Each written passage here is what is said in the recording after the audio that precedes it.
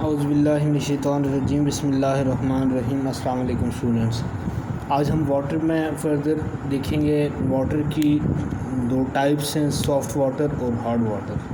इसमें हम देखेंगे सॉफ़्ट वाटर क्या है, हार्ड वाटर क्या है और वाटर में हार्डनेस आने की वजह क्या है, और फिर वो हार्डनेस की टाइप्स कितनी हैं, टेम्परेरी, परमानेंट और टेम्परेरी हार्डनेस हैं आपके पास। फिर हम देखेंगे कि उनको रिमूव कैसे किया जा सकता है।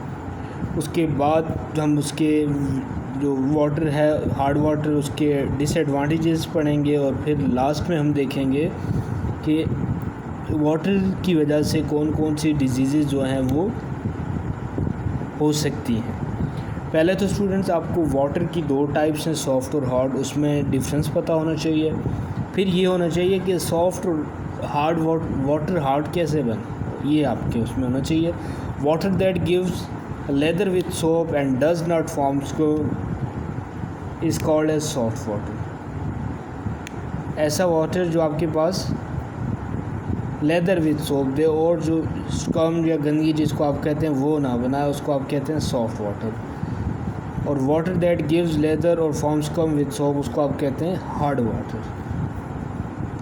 अब क्वेश्चन ये है कि ये वाटर जो है आपके पास हार्ड कैसे हुआ। एक आपके पास बात, which water is soft, tap water और डिस्टिल्ड वाटर। तो इसमें आपने देखना है कि वाटर के अंदर हार्डनेस कैसे है। इसमें आपने रेन प्रोसेस जो है स्टूडेंट उसको समझना होगा कि rain water dissolve carbon dioxide. ज़ाहिर जब ऊपर से आता है बारिश का पानी तो वो क्या करता है, कार्बन डाइऑक्साइड को अपने अंदर डिज़ोल्व कर लेता है। कार्बन डाइऑक्साइड जब उसमें मौजूद है तो वही जब पानी जो है के अंदर उसके साथ रिएक्ट करती है पानी के साथ, तो आपके पास क्या बनता है, कार्बोनिक एसिड।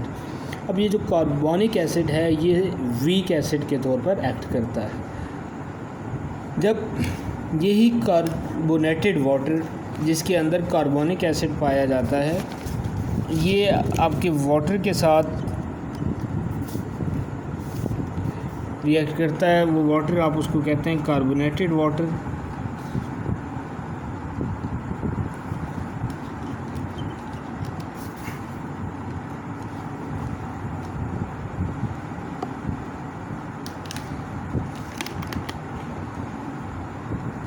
कार्बोनेटेड वाटर जब क्या करता है, रॉक्स के ऊपर से गुज़रता है, तो रॉक्स जो हैं बच्चों वो उनमें कैल्शियम और मैग्नीशियम के कार्बोनेट्स होते हैं। जब कार्बोनेटेड वाटर क्या करता है, रॉक्स के ऊपर से गुज़रता है, तो वो रॉक्स में एक्चुअली क्या होते हैं, कैल्शियम और मैग्नीशियम के कार्बोनेट्स होते हैं।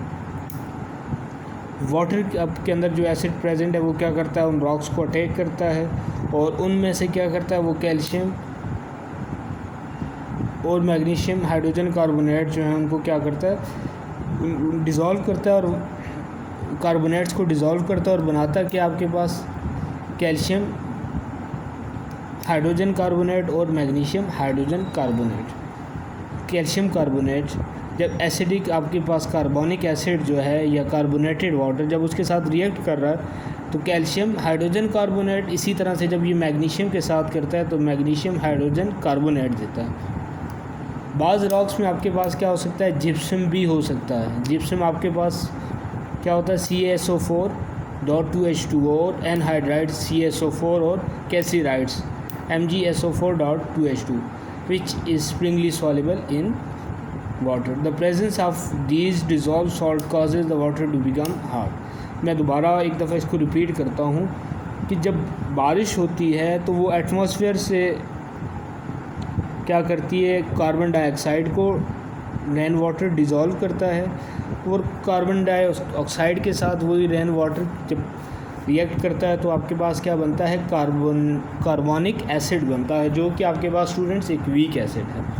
जब यही कार्बोनेटेड वाटर पहाड़ों के ऊपर से गुज़रता है तो ये क्या करता है, पहाड़ों में की जो मैकअप है वो कैल्शियम और मैग्नीशियम के कार्बोनेट्स उसमें हैं, उनको क्या करता है, अपने अंदर डिज़ोल्व कर लेता है। एसिड उन पे रिएक्ट करता है और इनको डिज़ोल्व करता है। डिज़ोल्व करने के बाद ये कैल्शियम हाइड्रोजन कार्बोनेट और मैग्नीशियम हाइड्रोजन कार्बोनेट बनाता है।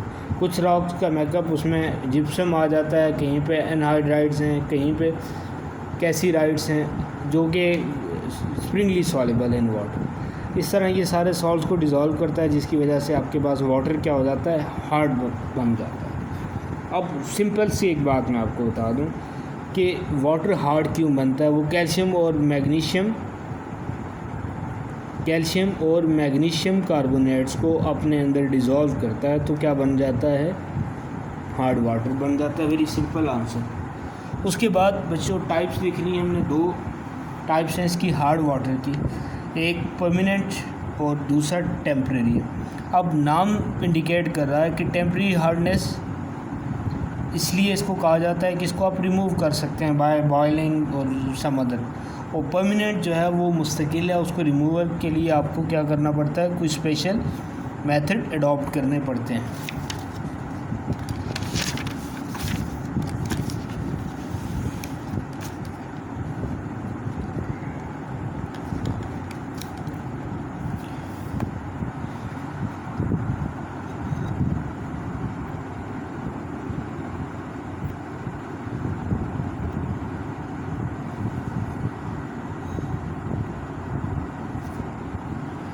अच्छा, जो टेम्परेरी हार्डनेस है उसको आप क्या करते हैं स्टूडेंट, बॉइलिंग के थ्रू रिमूव कर सकते हैं। एक बॉइलिंग मेथड है आपके पास, और दूसरा उसके लिए है आपके पास स्लेक्ट लाइम ऐड करें, जिसको क्लार्क मेथड भी कहा जाता है। बॉइलिंग में क्या है, हार्ड ऐसा water can be removed by simply boiling water. अब क्या होगा, during boiling the soluble calcium and magnesium hydrogen carbonate are decomposed. Calcium और मैग्नीशियम के जो आपके पास हाइड्रोजन कार्बोनेट बनते हैं वो डिकम्पोज हो जाते हैं और क्या बनाते हैं, इनसॉल्युबल कार्बोनेट्स बनाते हैं। अब ये जो M आपके पास यहाँ पे लिखा हुआ है, ये कैल्शियम आयन और मैग्नीशियम दोनों को डिनोट कर रहा है, कैल्शियम को भी और मैग्नीशियम को भी। बात मैं रिपीट करता हूँ कि जब आप पानी को गर्म करते हैं या पानी को आप बॉयल करते हैं सिंपली, तो सॉल्युबल कैल्शियम और मैग्नीशियम हाइड्रोजन कार्बोनेट क्या होते हैं, आपके पास डिकम्पोज हो जाते हैं, और डिकम्पोजिशन के बाद वो इनसॉल्युबल कार्बोनेट्स बनाते हैं, जो क्या, कैल्शियम कार्बोनेट और मैग्नीशियम कार्बोनेट। अब क्या किया जाता है, कैल्शियम और मैग्नीशियम आयन को रिमूव कर दिया जाता है क्योंकि वो इनसॉल्युबल है, और वाटर जो है आपके पास क्या हो जाता है, सॉफ्ट हो जाता है, और वो पीने के लिए या इस्तेमाल के लिए फ़िट होता है। Unfortunately, this method is too expensive to remove temporary hardness of water on large scale। अब है तो सिंपल मेथड है, लेकिन ये क्या है कि अगर लार्ज स्केल पे आप पब्लिक को प्रोवाइड करना शुरू करें तो ये बहुत ज़्यादा क्या आपके पास एक्सपेंसिव है। दूसरा मेथड बच्चों आप यूज़ करते हैं जो दैट इज़ क्लार्क मेथड। अब क्लार्क मेथड आपका क्या कहता है, temporary hardness in water on large scale can be removed by adding an estimated amount of slaked lime। आप क्या करते हैं, स्लेक्ट लाइम उसके अंदर ऐड करते हैं। अब यही स्लेक्ट लाइम जो आपके पास, slaked lime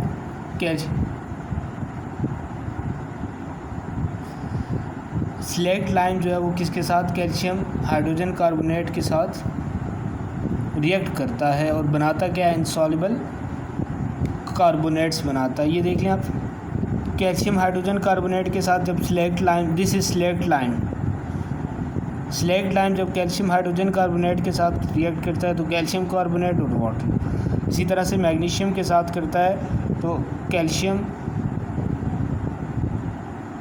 carbonate, magnesium carbonate और वाटर। दूसरा आपके पास है मेथड, ये 2 मेथड्स है आपके पास जो टेम्परेरी हार्डनेस है उसको रिमूव करने के लिए। अब आ जाता है आपके पास परमानेंट हार्डनेस, कि परमानेंट हार्डनेस वाटर में है तो उसको आप कैसे रिमूव करेंगे। इसके लिए भी 2 प्रोसेस हम देखेंगे, एक वॉशिंग सोडा के थ्रू और दूसरा आयन एक्सचेंज मेथड है। वॉशिंग सोडा के थ्रू कैसे करेंगे कि on large scale permanent hardness in water can be removed by adding washing soda. Washing soda, ये आपके पास स्टूडेंट्स वॉशिंग सोडा का formula Na2CO3.10H2O। Calcium ion and magnesium ion, calcium ion and magnesium ion are removed as they are insoluble carbonates.